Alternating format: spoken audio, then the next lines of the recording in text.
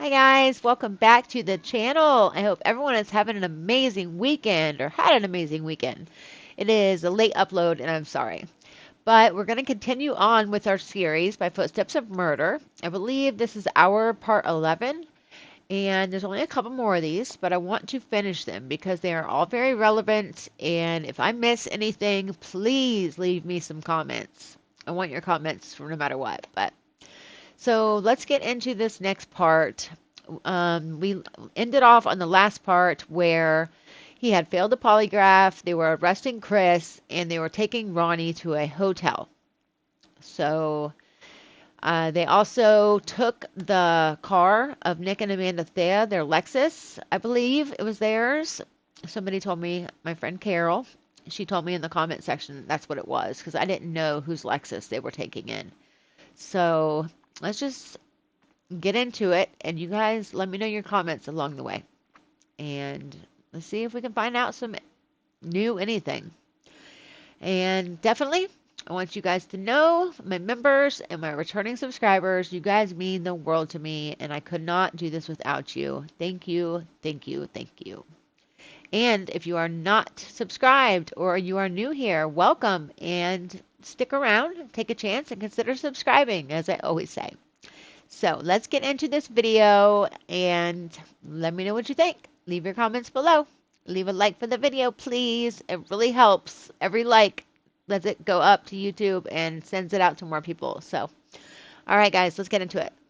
Okay, I believe this is our part, let's see, 11 of our series by Footsteps of Murder. Stop right there. Do not pull into the driveway. Okay, I need you to park over there. We will have the dog brought out to you. Yeah, this is when Nick and Amanda Thea go and pick up Dieter. At least somebody thought about going to get poor Dieter from the house. 975-989. I think the cops are inside trying to get him into the kennel right now. Folks are here to pick up the dog. Okay. I'm gonna try to catch her first. Keep her outside. Copy.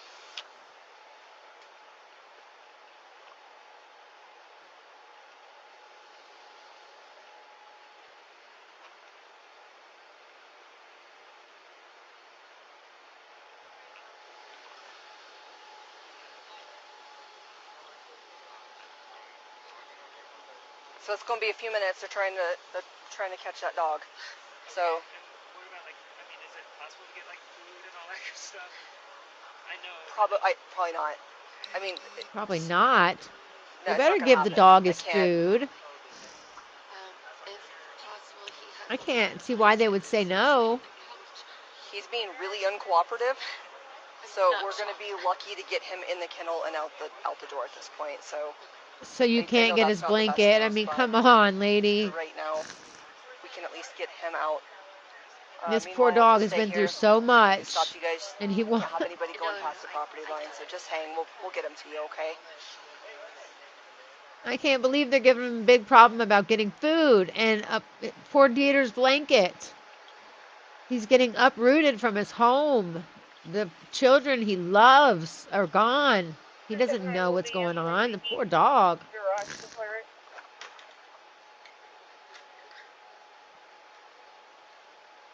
I am just a dog lover, and I think this is horrible. They really better give him the food. Dogs have to eat the food they eat. This vehicle right here. They normally eat before you transition them to another food. Or that can make their stomach upset. I mean, poor Dieter's already going through it.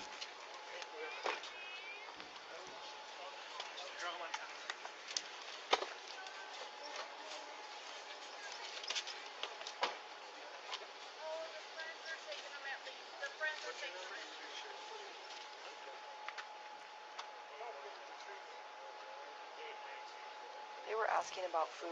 I told them I didn't know if that was a possibility or not. Back up for me. It better be. Yep. I got food. I got dog food. I don't know if it was accessible in there or not. Let me go look. I'll be right back. Okay. I'll get free dog food at my house on the way out. What's that? You don't have to. They were get the dog asking. food from inside. I'll give them the rest of my bag. He's gonna go look. It's fine. He needs his own food, lady. I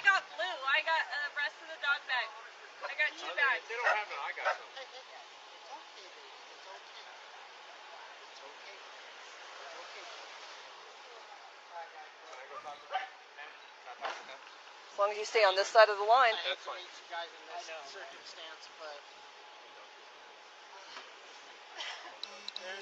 they got it taken care of. They got it taken care of. We have an urban farm. They got it taken care of. But I will tell her parents tomorrow. I can hear Nate's voice. You guys will take care of, that part of it. And I'm sure they'll be flying out tomorrow or something. So Obviously, I mean, we have proof hanging around. yeah, I told them the same thing. They'll probably come. Honest truth, they'll probably come stay with me. Anyway, you and Ridgeway. There's the dog food. That's a huge help. That's all I needed, the dog with diarrhea for the wrong Thank food. you guys for taking care of Thank this you so farm. Yeah. much. Giving at least one of us the dog. Are we good to go? Do you guys need anything from us? I think we're good, right, Sarge? We're good. Appreciate this. Absolutely.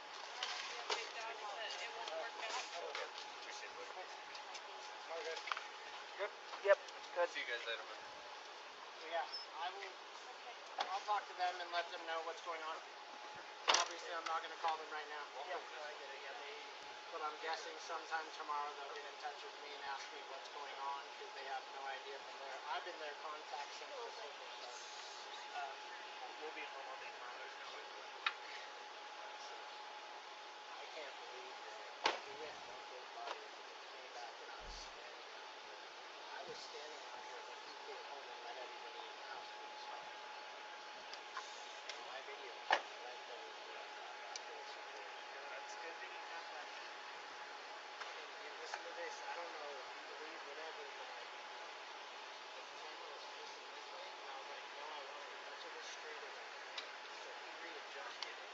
So oh, really? When we loaded it, AUIDO, it's such a good thing you told us to turn it the way you did.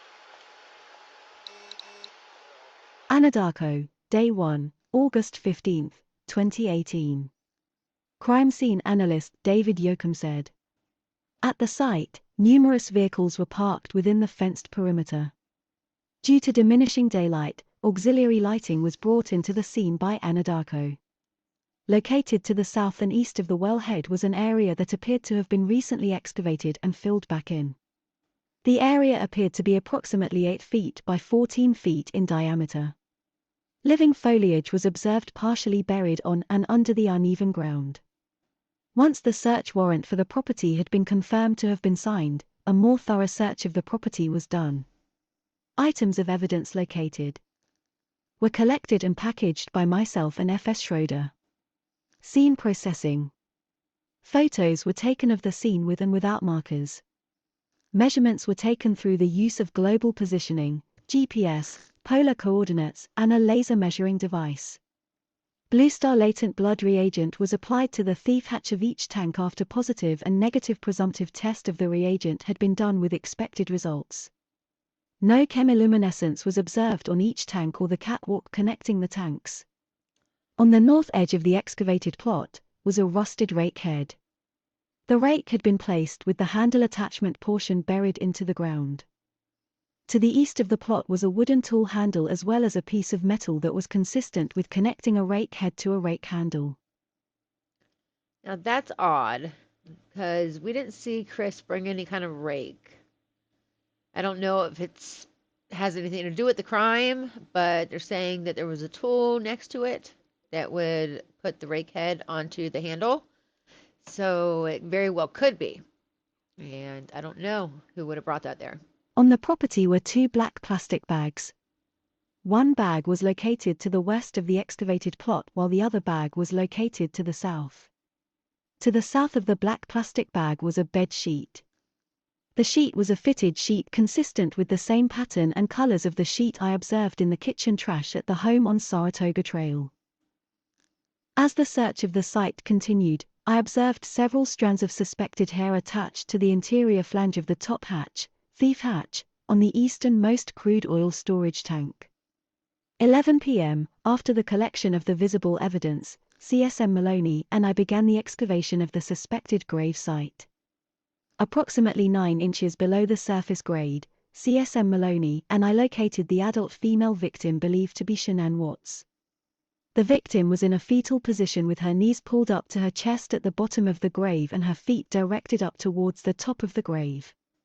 Her chest and face primarily was facing down into the ground while her back was oriented up. Her head was towards the west while her feet were towards the east. Her left arm was extended to the east alongside of her head. The victim was wearing a blue pair of underwear and a light-colored shirt. The body was decomposing and the buttock was approximately 8 inches from the top of the burial site. The depth of the grave when the body was removed was approximately 27 inches in depth. 11:02 p.m. Hold on. It makes me wonder, just don't understand. I mean, if there wasn't a bigger plan, a bigger idea that they were going for, whoever was in this, Chris Watts alone or his accomplices, whatever they were planning, it had to have been a plan because he put him in the oil tanks instead of just burying him right there with Shanann. So that's what makes me think there was a bigger plot, like the explosion, maybe. Suspect Christopher Lee Watts was arrested at 11:02 p.m. on Wednesday, August 15, 2018. Officer M. James said. At approximately 11:02 p.m., I entered the interview room and placed Chris into custody via handcuffs. A belly belt was placed on him and his hands were secured in the front. I then transported Chris to the Weld County Jail.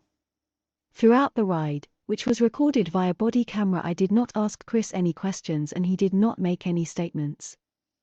Chris was released to the custody of jail staff at approximately 12:03 p.m. Let's walk out this way.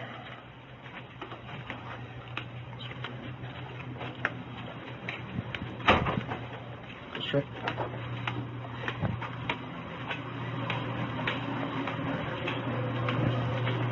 Go out that door to your left.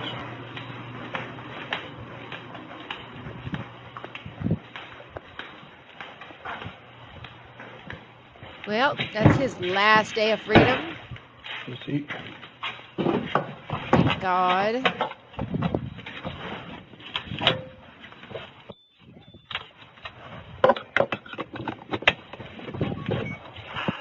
This man just lost everything, his whole life, and it's his fault.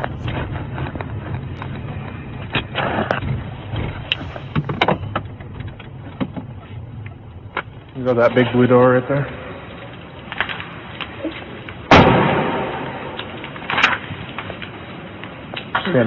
Stand in front of it. Yes, sir. You can go in and have a seat on your left, okay?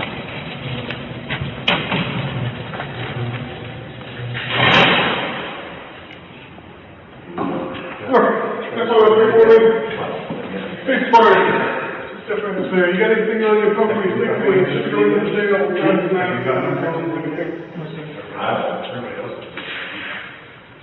Anything at all on your property? No, sir. I'm assuming. Why would they want to sell this high? I'm assuming I defer to the 10 because it's those Mondays. It's a really bad day when you think the sheriff's somewhere will come in. Really bad. You got any things on you anywhere that I can't see? No, you should get on that phone a little sooner. Lauren Arnold said Sandra Rousset called her and told her they had taken Chris into custody. She asked for what? Sandra said, on suspicion of murder. She said that he just said he knew where they were, but Sandra said the news is going to report something different. Lauren said the news reported that Chris had confessed to murder, but her understanding was that he only confessed to knowing where they were. 11:12 p.m., Officer Wallier said. At 11:12 p.m., Weld County District Attorney Wren and District Attorney Roche arrived on scene at 2825 Saratoga Trail to observe. Hi. I guess just because he DA's office. kind of admitted to it, it's now time for the prosecution and the DA's office to come take a look. What's your last name? Need to see IDs? Well, Probably you can't hurt, huh? definitely don't look like media. What's your last name? Ren, W-R-E-N-N. What's your first name? Steve. Roach, R-O-C-H-E. Patrick. Right, I will let them know that you're on your way up because I believe they have the door locked at the moment. Frederick 975-989.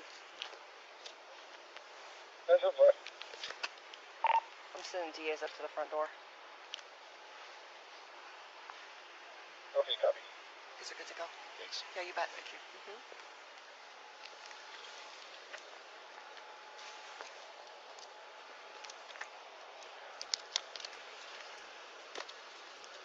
Property items recovered. Pillowcase with residue, pillowcases, top bed sheet with residue, Chris's Apple Watch, Shanann's Apple Watch, MacBook Pro with electrical cord, iPad with pink Cabney Lee brand hard case, Echo from kitchen area, N900 wireless dual band gigabit router, leggings, Shanann's clothes possibly last seen in, book Hold Me Tight hardback, light blue nitrile glove, all bedding and pillows from Bella's room. So hold on, they had Alexa. And you know, Alexa listens to everything. Even though you're not talking to her, she's always listening, and they have used it to solve crimes in the past before. So if this had gone to trial, or if they had actually listened to this evidence, they may have found out exactly what happened. It's a shame that they didn't do their job. It's a shame that this didn't go to trial. It really is. All bedding and pillow from Celeste's room, corner master bedroom comforter, all master bedroom bedding and pillows, master bedroom men's clothing from corner, clothes on master bed, all clothes in hamper in master bed bathroom, baby monitor with 2 cameras. Dell laptop, Chris Watts work computer, black plastic bag, grey and white bed sheet, rake head, rake handle, suspected hair from East oil tank, partial rake handle, Chris Watts's work cell phone, Chris Watts's personal cell phone, Shanann's cell phone, Chris Watts's wallet and contents.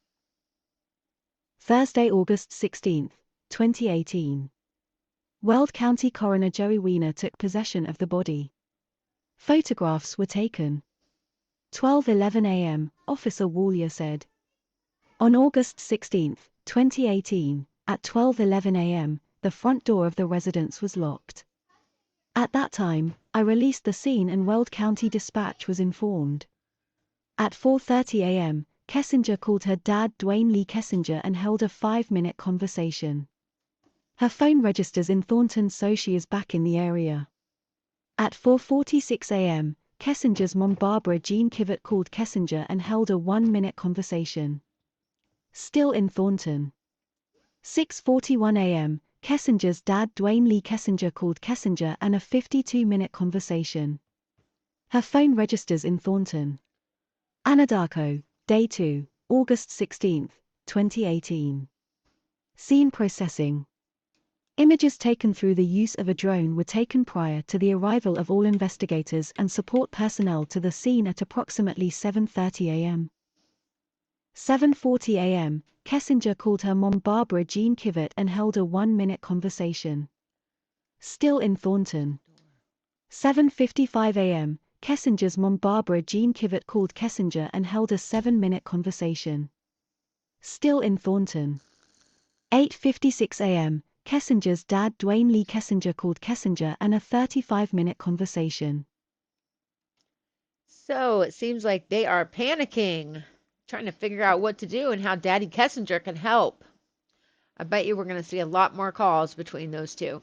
She's still in Thornton. 9:30 a.m., Mark Hilera FBI called Kessinger and held a 41-minute conversation. Still in Thornton. Bet you the FBI person finally told her, you need to go down and talk to the CBI because they're in charge of the case right now. And that's probably the only reason she did, because up to this point, she has only met FBI in the park, and Daddy Kessinger set that up. So, I don't know. It just seems like her dad had a lot to do with this. It seems like he had a lot to do with her getting to go straight to the FBI and talk instead of going through the police and CBI like everyone is supposed to. And it just seems like he's trying to do everything he can to help his daughter right now, which I understand as a father, but there's right and there's wrong ways of doing things. 9:45 a.m., CSA Eric Bryant said.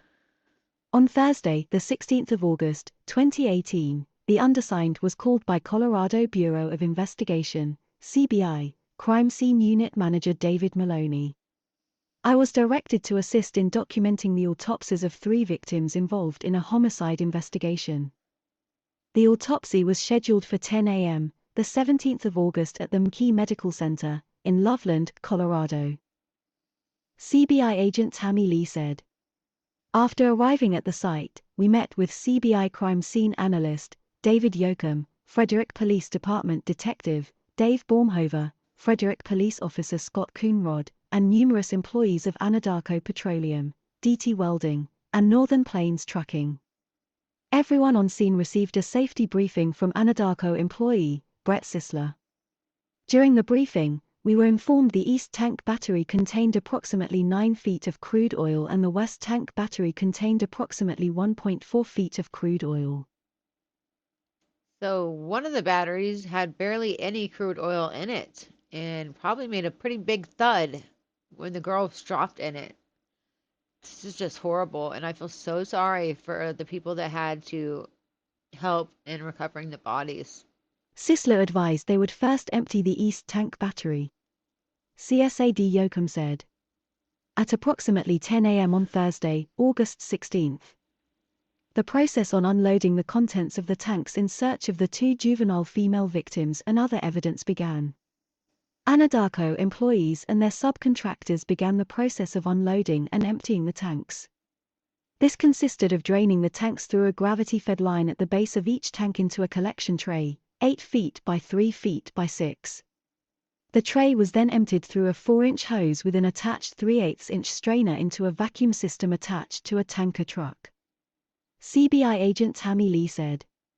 After the briefing, I walked over to the small, shallow grave where Chris's wife, Shanann Watts, had been exhumed the night before. There was an orange traffic cone near the open grave. I then assisted the CBI crime scene unit with conducting a grid search of the field surrounding the tank batteries. Items of potential evidence were flagged with bright-colored stakes. I also assisted with conducting a search of the area outside of the barbed wire fence surrounding the oil well site, but nothing was located. The weeds and sunflowers were thick and it did not appear blankets and stuffed animals previously mentioned by Chris as having been left near Shanann's grave could have traveled that far in the wind. Do you really think that he left stuffed animals and blankets by the grave and then takes his daughters to the tanks? That makes no sense. And of course they would still be there if they were ever there in the first place. He's a monster. So I really doubt he thought to leave anything cherished by those little girls beside them. After the grid search was completed, I assisted with additional digging around Shanann's gravesite with shovels in an attempt to locate Bella and Celeste's blankets and stuffed animals. No blankets or stuffed animals were located. A short time later, Weld County Deputy Coroner, Joey Weiner, and forensic pathologist, Dr. Michael Burson, arrived on scene to assist with the recovery effort. 10:11 a.m., Kessinger called her dad Dwayne Lee Kessinger and held a 40-minute conversation. Her phone registers in Thornton. She should have kept her butt in Thornton the whole time. She should have never stepped foot near Frederick. And we'd have a better outcome on this whole thing. 11:19 a.m., Detective Dave Baumhover said. I received an email from Brett Rettis, Complete Energy Services, at 11:19 a.m. with the associated JSA form attached. I opened the attachment and observed 2 typed names with signatures below them. The first was Chris Ostrander's name and signature and the second was Troy McCoy's name and signature. I contacted Commander Egan, at the Frederick Police Department, and informed him of what I had learned, and requested someone contact and interview Troy McCoy about his presence at the Survey 319 site on the 14th of August, 18. So that would be whenever Troy McCoy saw the strange water guy at Survey 319, and he didn't even know the guy, had never seen him before, but he supposedly was in an Anadarko work truck. That is suspicious. At 11:21 a.m., I forwarded, via email, to Commander Egan the JSA form I was provided via email. 12:32 p.m., Kessinger called her dad Dwayne Lee Kessinger and held a 13-minute conversation. Her phone registers in Thornton. 12:39 p.m., Michael Fesperman sent a message to Chris saying, "I don't think you will see this, but I hope you find peace in your struggles and I pray that you will find God and have mercy on your soul." As news broke of his confession and arrest, Shanann's phone received desperate messages from her friends and loved ones, like Addie Maloney.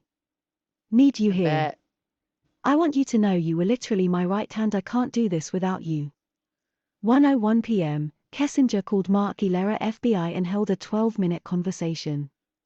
She is still in Thornton. 1:12 p.m., Kessinger called her dad Dwayne Lee Kessinger and held a 1-minute conversation. Her phone registers in Thornton.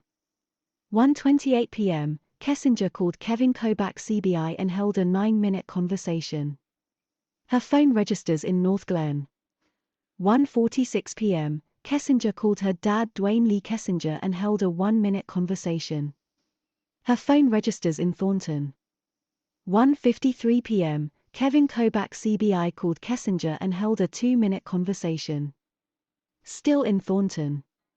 2:02 p.m., Kessinger's dad Dwayne Lee Kessinger called Kessinger and held a 14-minute conversation. Still in Thornton. 2:16 p.m., Kessinger called CBI Kevin Kobach and held a 1-minute conversation. Still in Thornton. 2:30 p.m., Chris Watts appeared in Weld County Court, where he was denied bond. This matter comes on for a first appearance. Mr. Warwick, correct me if I'm wrong, but formal charges have not been filed yet? That's correct, Your Honor. The defendant was arrested. Formal charges have not been filed. On my calculation, I believe it will be due to the court at 3:30 on Monday. Thank you. Mr. Mercer, anything you would like to say about that? Not regarding that issue, thank you. So the court has reviewed a affidavit in support of a warrantless arrest.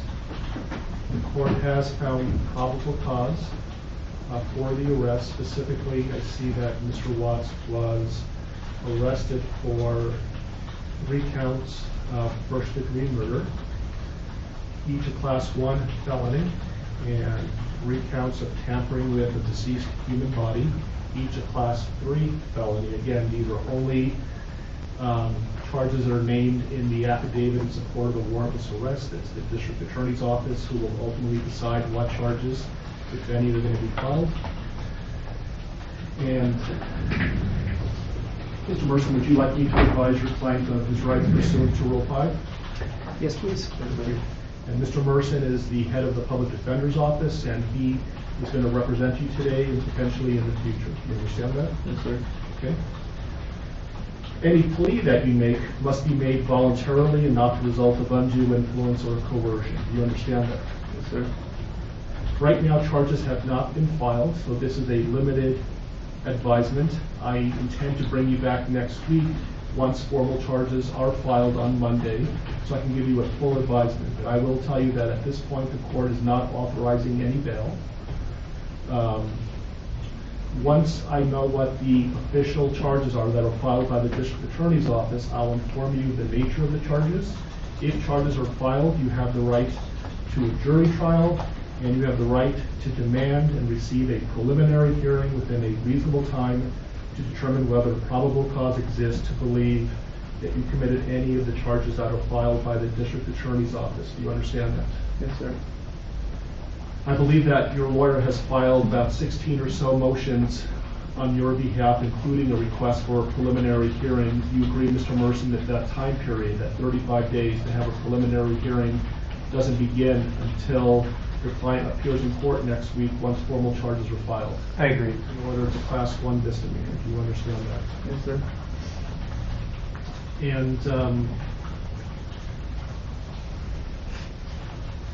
could we talk about some of them? I realize that things are happening very quickly. Motions were filed today. There hasn't been a lot of time to object or to file responses. Mr. Merson has filed a number of motions, some of which potentially may be time sensitive. My intention is for the parties to come back to court next Tuesday so I could advise Mr. Watts of his formal charges that are filed no later than 3:30 on Monday. So I'm not sure if I'm going to be requiring the prosecutor to file a response between now and Tuesday, or whether we can resolve some of these issues now. For example, the preservation of certain evidence, like police notes, handwritten notes, like touch DNA evidence, things of that nature. Does that work for everybody? Yeah, one more thing. Yes. I would just ask the court order that the prosecution give the defense notice as to if an autopsy is to be scheduled, when that is scheduled, so that we can file the appropriate motions. I think you can appreciate why we would want notice of that. Yes. Well, we know that never happened. We know the autopsy was not given to the defense before he pled guilty, and we know that they even requested their own autopsy and was denied. But they went ahead and allowed him to plead guilty. Just amazes me. Not as to the notice issue. Yeah, I'm not going to be ordering that they, at this point, I'm not ordering that they be allowed to be present during the autopsy. Why don't we say 48 hours notice? Is that reasonable? Yes, and if I learn that information over the weekend, I'll email Mr. Mercer. Okay with you, Mr. Mercer? That's fine, thank you. They wouldn't do the autopsy over the weekend, though, would they? No, I don't believe so. They would? 10 o'clock or when we are at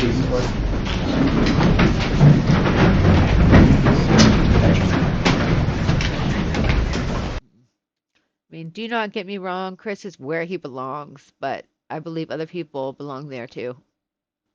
This justice was not fully served, and that's apparent.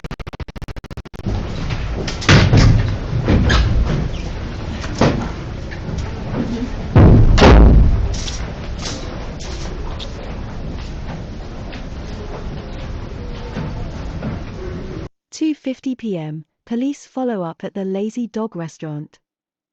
So they did follow up, but I guess cameras were not working or something like that, they said. But they only went to one Lazy Dog, not both of them. And I wish they would have had the footage from the Lazy Dog, because that would have proved who was at dinner that night. That's a big thing. 3:07 p.m., Kessinger called a friend workmate at Tasman Geosciences and held a 17-minute conversation. She is Wonder still in what that Thornton. friend is. CSA David Yoakum said. Once the tanker truck on site at Anadarko had been filled, and no items of evidence had been identified during the course of draining the tank and filling the truck was released with its contents from the scene.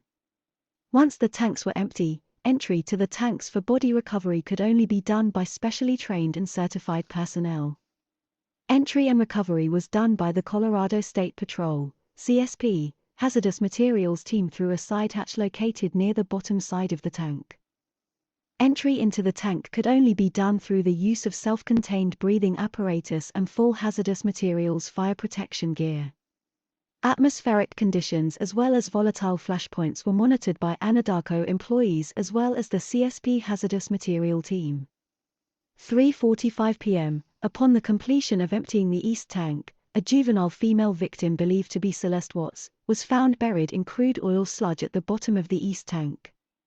The victim was recovered by CSP and was wearing an orange-pink colored shirt, shorts, and a diaper with no shoes or socks. Now, there's different sayings here. Some people say that they were in shorts and shirts. Some people say they were in nightgowns. But if they were really in shorts and shirts, then it tells me that Chris had either done something before they went to bed or had actually got them up and got them dressed that morning. The body was decomposing and was completely covered in crude oil. Weld County coroner took possession of the body. CBI Tammy Lee said, Celeste was covered in oil and was brought out of the tank in a white decontamination box that had been affixed with rope handles.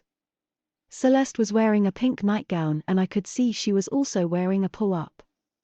Once outside the tank, Dr. Burson patted her stomach area down with oil-absorbent pads. Celeste appeared to have skin slippage and was wrapped in a white sheet and then laid inside of an open body bag. That's awful. After Celeste had been recovered, I left the scene and was not present during the recovery of Bella from the west tank. 3:50 p.m., Kessinger called CBI Kevin Kobach and held a 3-minute conversation. She is still in Thornton. 3:58 p.m., Kessinger's dad Dwayne Lee Kessinger called Kessinger and held a 3-minute conversation. Still in Thornton. At 4:02 p.m., Kessinger called Taylor, a friend, and held a 9-minute conversation.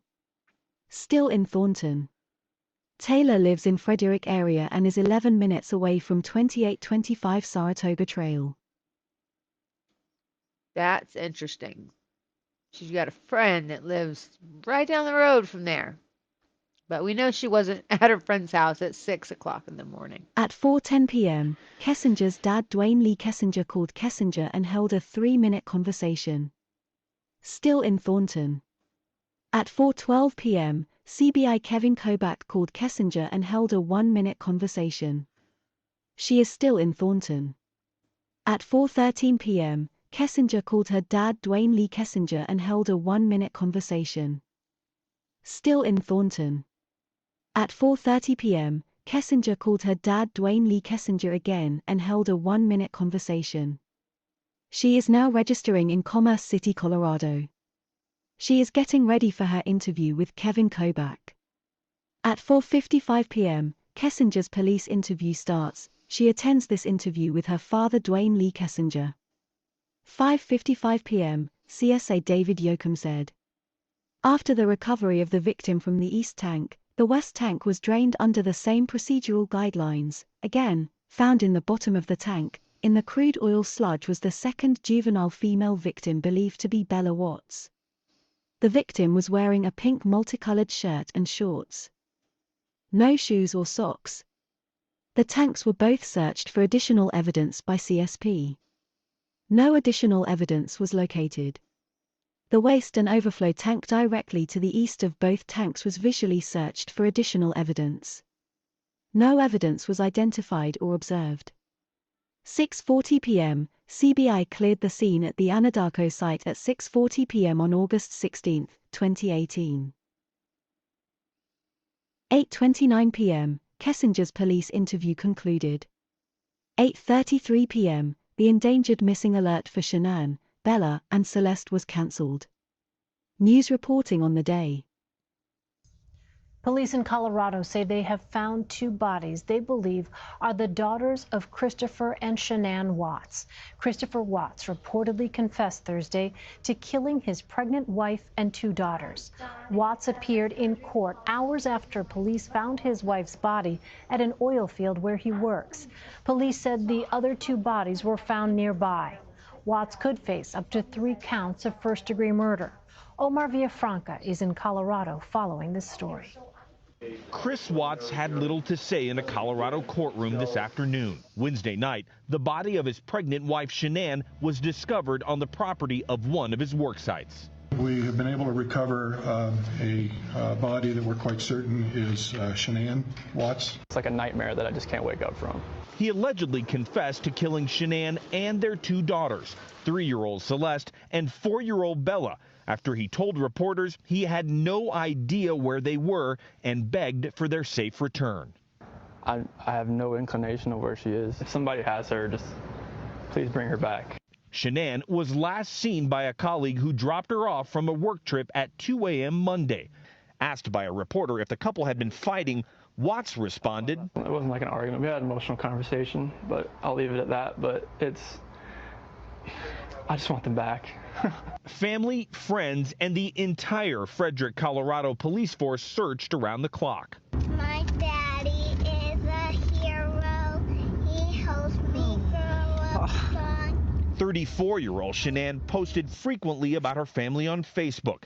In May, she wrote, "I love this man. He's my rock." In another post, she reveals to her daughters that she is having another baby. Mommy has a baby in her belly. The couple had faced financial problems. They filed for bankruptcy in 2015.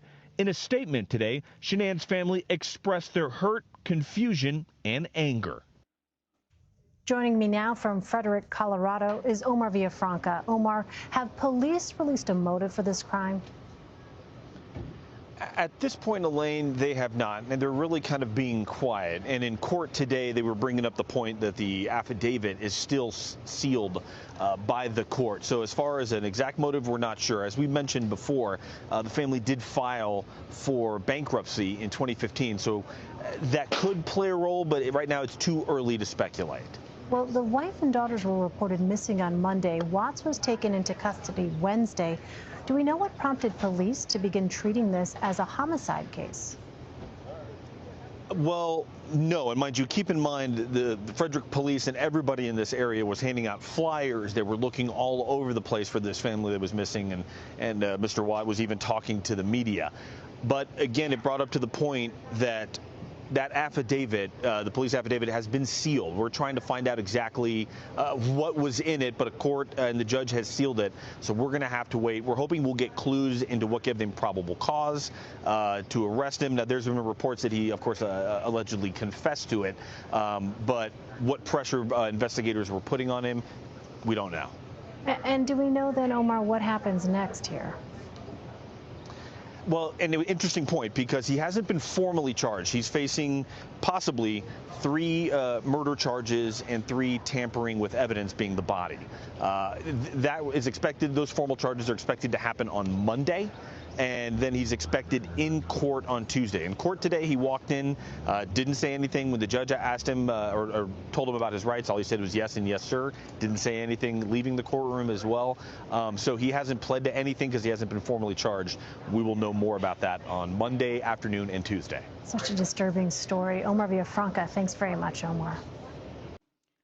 You know what bothers me is that he showed no emotion. He even laughed on the porch interviews. I mean, zero emotion.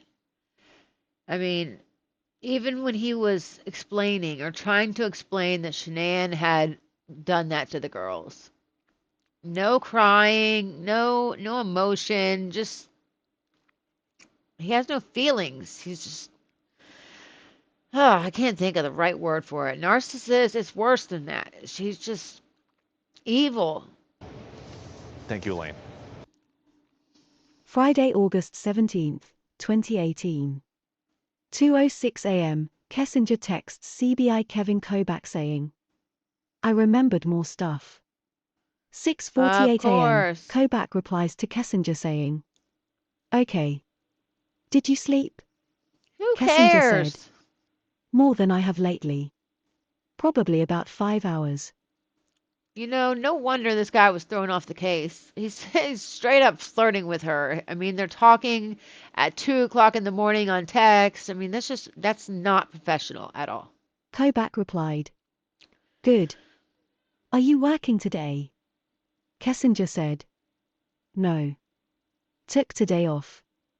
Not really sure how to deal with my coworkers, so I think maybe it is wise to try and set up a meeting with EAP and my bosses from both companies, and give them a brief background of what is occurring, and ask them for help with this. Was hoping maybe I could refer them to you if they had questions. 6:57 p.m., Kobach replied. Sure. I will help any way I can. I would like to talk to you about what you remember. Can I call you at about 9 when I get to my office? Kessinger said. Yes, I want to get this all wrapped up pretty soon. Kobach replied. Okay. I will call you as soon as I get to my office. Thanks for contacting me. Kessinger said. Okay. 7:13 a.m., Kessinger called her dad Dwayne Lee Kessinger and held a 49-minute conversation. Phone registers in Thornton. Of course, every time she's got to go talk to the police, she's got to ask her dad what to do and say first. This father, he is just as guilty as her in a way. He helped her get out of this. And I don't know how high that goes, but it runs pretty deep. And we've got to find out exactly what his ties are with who and where everything went wrong there. 9:24 a.m., Kessinger texts CBI Kevin Kobach saying, I am ready when you are. Kobach replied, I'm in a meeting and will call you soon. Kessinger said. K. Kobach replied. Sorry, still stuck here. Give a few more. Kessinger said. Okay. Kobach replied. Few more minutes, sorry.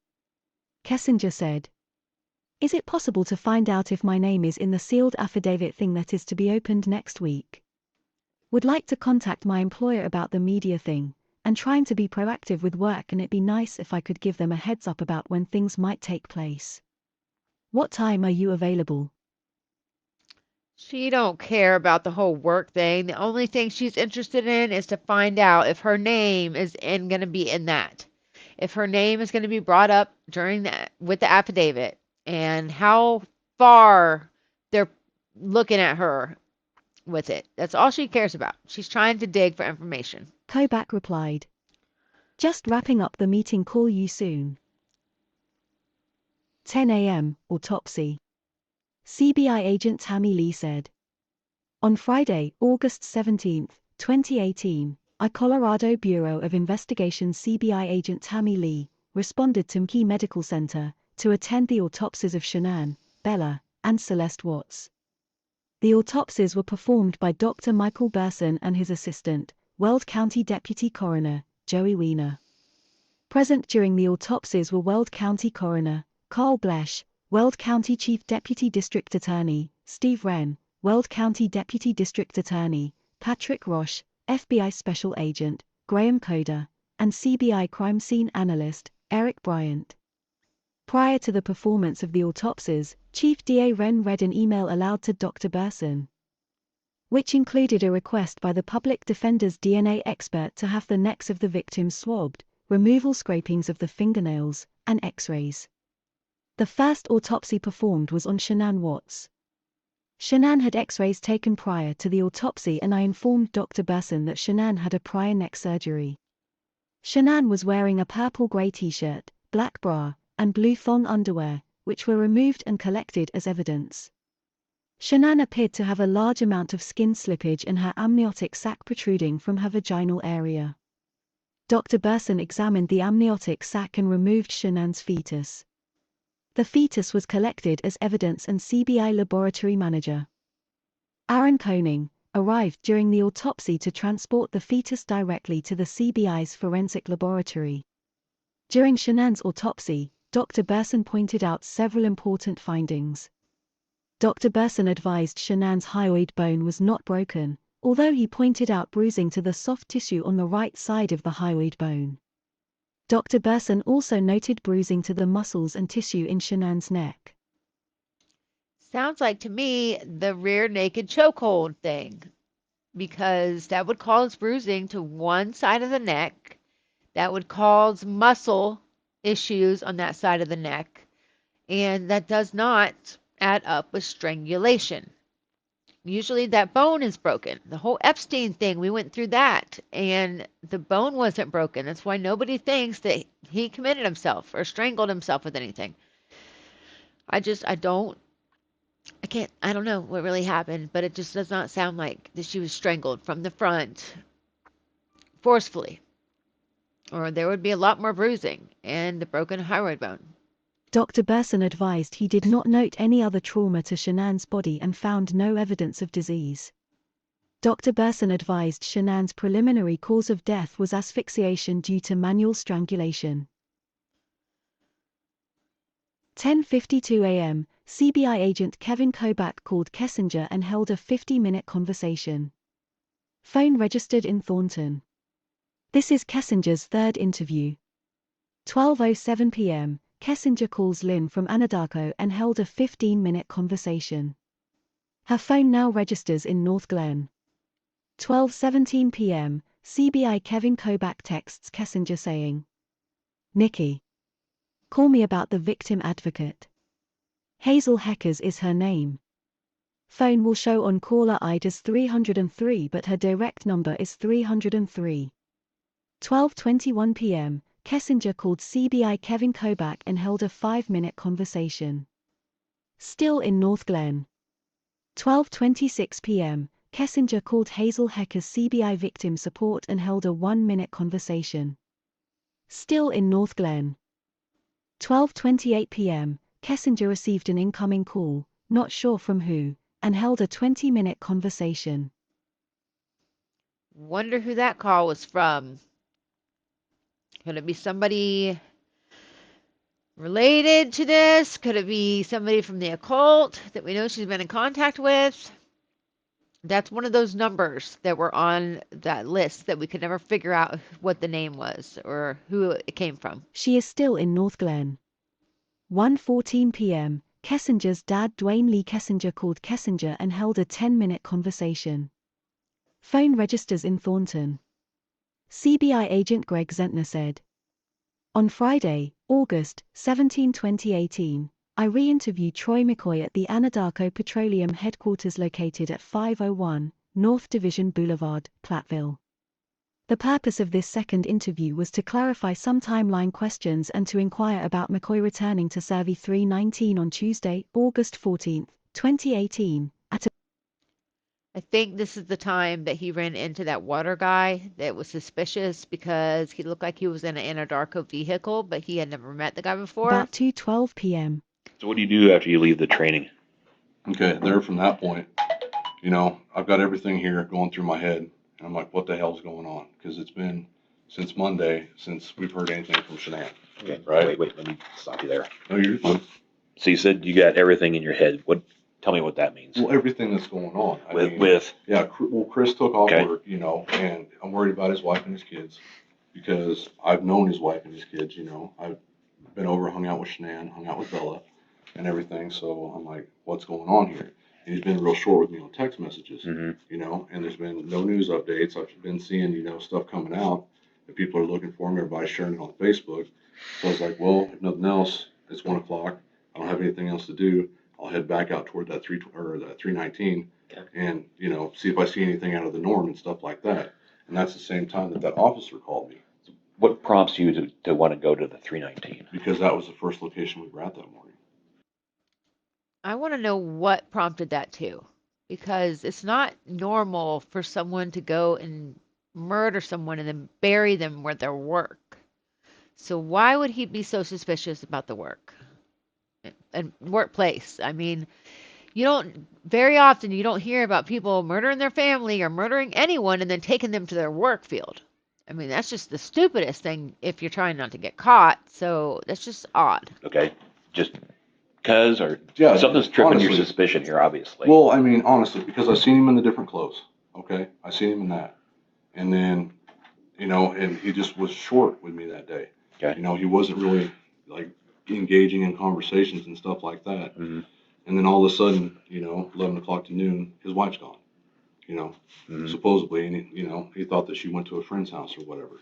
I'm like, this is, even in my head, it's not adding up. So you've been thinking about this quite a bit as I love Monday my went guys along. I work with. They're all like my brothers. Yeah. Honestly, you can ask my whole group. I would do anything in the world for them. I'd be there for them. They can talk to me about anything, and everything. And I was like, man, this is just so weird because they're such a picture perfect couple. And then all of a sudden she's just gone, and that didn't make any sense to me because by then we'd heard that the cell phone was there, the kids' medication was there, the purse was there at the house, everything. And Shanann and the girls were gone. That didn't make any sense to me. Okay. Because Shanann lives on that phone because that's what her business is that phone. Mm-hmm. Right. So I drove out to the 319. And as soon as I went to the gate was already open. There was a water truck driver on location. Okay. And from MPT, and I signed his JSA. So I parked out by the wellhead, and I didn't want to alert the guy that I was, out there looking for anything odd and suspicious or anything like that. So you know what time that was? It was around 2 o'clock or so. I arrived out there, and I talked to the gentleman and everything like that. And told him, I was like, well, I think, I might have forgot a crescent wrench or whatever, because I didn't want to tell him because I didn't know if I should look around the field or what I should do. I wonder if he's out there looking for that wrench that looked like it would screw the rake head back on. That just caught my attention for some reason. I mean, it could be totally wrong, but that is a little weird. So that's what I told him. Okay. And then I signed his JSA, and I turned around and looked at the clock, and it's like, it's so freaking late that by the time I get out of Servi Ranch and back to, the area around like County Road 22 and, 37, kind of like a baseline, if somebody needs me, then I'm going to be way too far away. So I went ahead and just got back in my truck after I signed his JSA and left location. Okay. Why did you sign that? because I'm supposed to. Okay. What is I have to sign that what JSA. is a JSA? Job site analysis. Okay. So these contractors that work for us, if they pull up on a location, they pull a tank, which he pulled the open top water pit, is what he pulled. That's what he was hooked up to. So this water truck driver, do you know who that is? No, sir, I don't know his name. Okay. But I did sign his JSA. Okay. Is that what this is? I signed electronically. He just handed it to me and said, sign this. Yeah, that seems a little off. Just something weird about that to me. 1:25 p.m., Jesse Lambert from the Dacono Police Department said. On the 17th of August, 18 at approximately 1:25 p.m., I was asked by Officer Davies with Frederick Police Department to assist with a burglary in progress call at 2825 Saratoga Trail, Frederick, Colorado. Weld County Communications advised that there were multiple people in the house taking pictures, and the reporting party, a neighbor, said that he didn't think they had permission to be in the residence. I was advised by responding officers. Okay, something just happened to my computer, so here I'm going to continue. I signed electronically. He just handed it to me and said, sign this.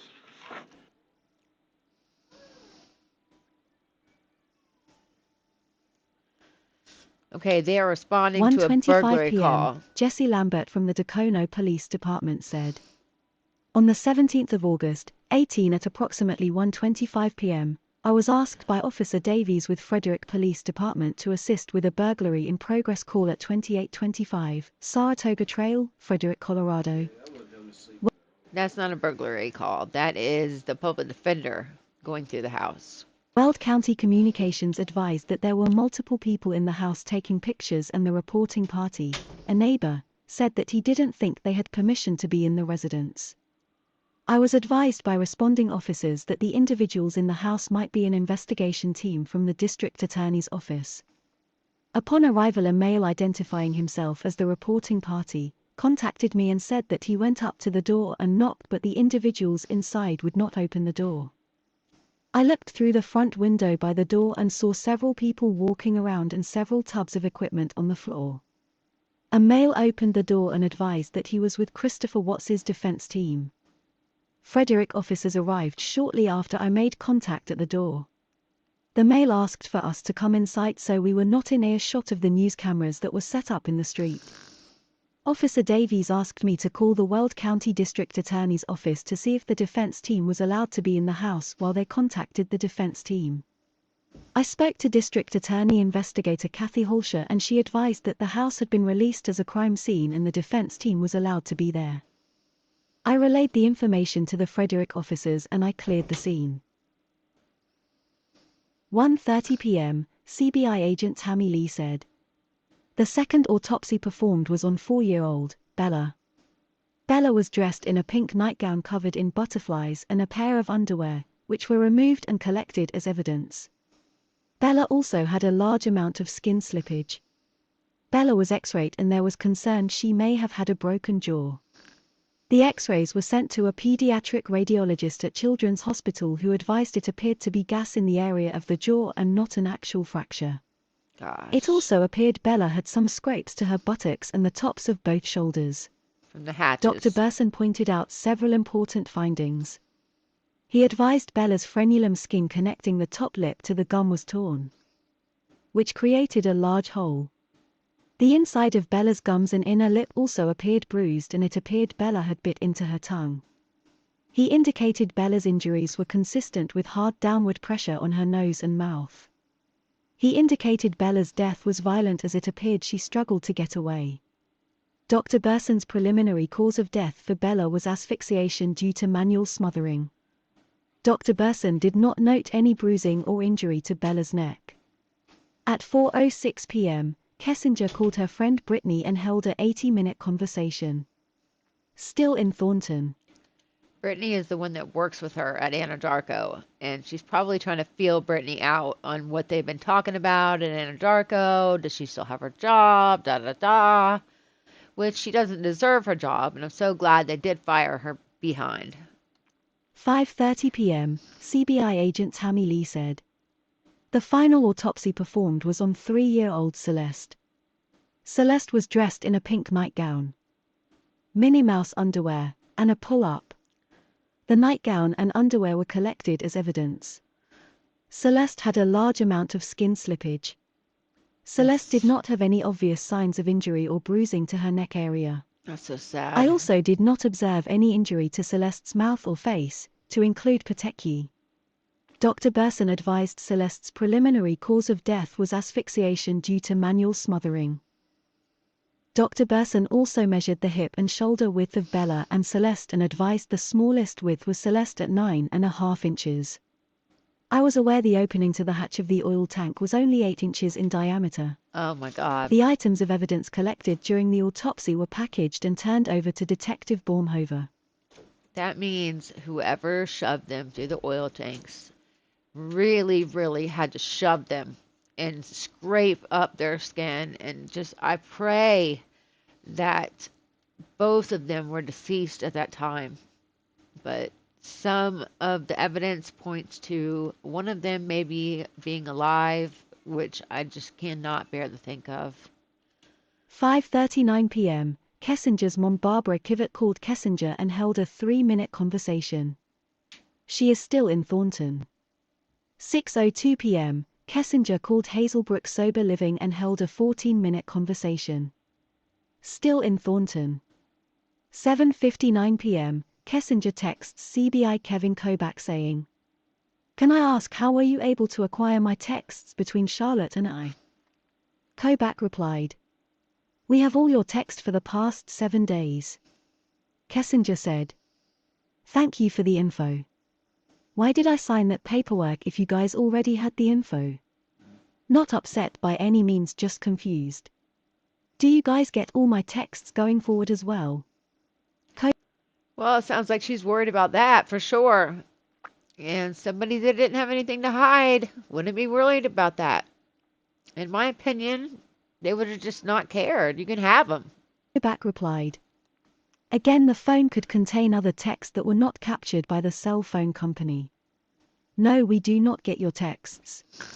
Kessinger said, "Understood. Thank you. Have a good weekend." Kobach replied, "You too." 8:30 p.m., hundreds gathered to take part in a candlelight vigil for Shanann and her children. Flowers, stuffed animals, crosses and photos adorned a makeshift memorial that was created in front of their home. Oh, so many people are there to celebrate the lives of Shanann and Celeste and Bella and baby Nico. They just cannot believe this monster just did away with his family. I couldn't imagine. I couldn't imagine being there. I'd just be crying my eyes out. There's children there that understand what had just happened. Before this crime, I don't think a lot of people could have ever imagined something could happen like this. I mean, there had been another crime before that that's similar with boys, but it didn't make headlines like this one. Not nationally like this. This is sad.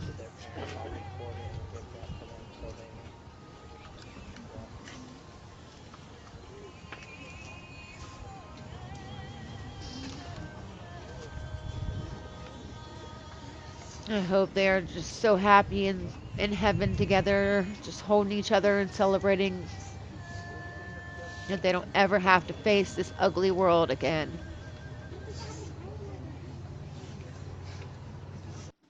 At 8:41 p.m., Officer Perez said, "On the 17th of August, 2018 at approximately 8:41 p.m., I was requested by Detective Baumhover to transport items of evidence to the Longmorn Police Department. Detective Baumhover handed me 4 brown paper bags that were all sealed with red tape. Marked on the bags were the following: bag number 1, underwear number 1, bag number 2, shirt number 2, bag number 3, bra number 3. That is what makes me wonder if someone dressed her It made it look like she had went to bed, because why would she keep her bra on going to bed? Just doesn't make sense to me. Bag number 4, sheet number 7. All 4 bags contained Shanann Watts' name on a printed label. 9:02 p.m. I arrived at the Longmorn Police Department at approximately 9:02 p.m. I was escorted to the Longmorn Police Evidence Room by Officer Jocelyn Placencia. I cut the red tape that was sealing the sheet number 7 bag with my knife. Inside that bag was a white sheet with dirt all over and red stains. Wrapped inside the sheet was a small pile of dirt. What would the red stains have been? If she just got smothered. Oh, the red stains could probably be because she had a coffin birth, as Nancy Grace would say. That's beyond upsetting. The dirt was placed in a separate brown paper bag and marked dirt from sheet number 7. The sheet was placed inside a dry room locker, draping over a rod that was inside the locker. The sheet was tagged as number 7 with the case number and locked inside the locker along with the bag of dirt. I then cut the red tape that was sealing the bra number 3 bag with my knife. Inside that bag was a black bra that was covered in dirt. The bra was placed inside a different drying locker, on a shelf. The bra was tagged as number 3 along with the case number. I cut the red tape that was sealing the shirt number 2 bag with my knife. Inside that bag was a shirt, white on top and purple on the bottom, with what appeared to have a heart logo in the middle of the shirt. The shirt was also covered in dirt. The shirt was placed inside the same drying locker as the bra, on a hanger. The shirt was tagged as number 2 along with the case number. The drying locker containing the bra, shirt, and underwear was locked. The keys to both drying lockers were put inside a cabinet hole that only evidence personnel would have access to. Officer Placencia assisted me through the whole process of placing the items into the drying lockers. Officer Placencia completed a property and evidence report sheet, containing Longmont's case number. A copy of the property and evidence report sheet will be added to the case file. Photographs were taken of the items inside the drying lockers and will be submitted into evidence. Video and audio was recorded from the time I arrived at the Longmorn Police Department till I finished placing the items of evidence inside the drying lockers. Yeah, just hold the bag, make sure you get them in there.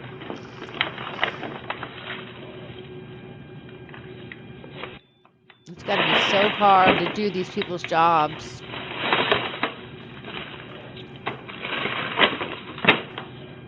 I definitely wouldn't want this job.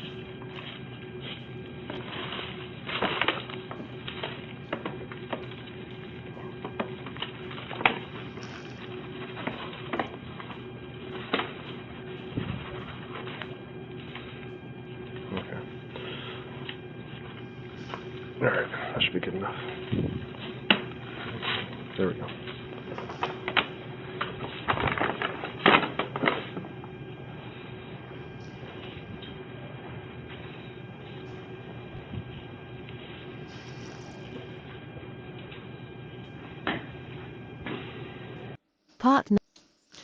All right, guys, that is the end. I am so sorry for the late upload. I've been hanging out with the kids all day.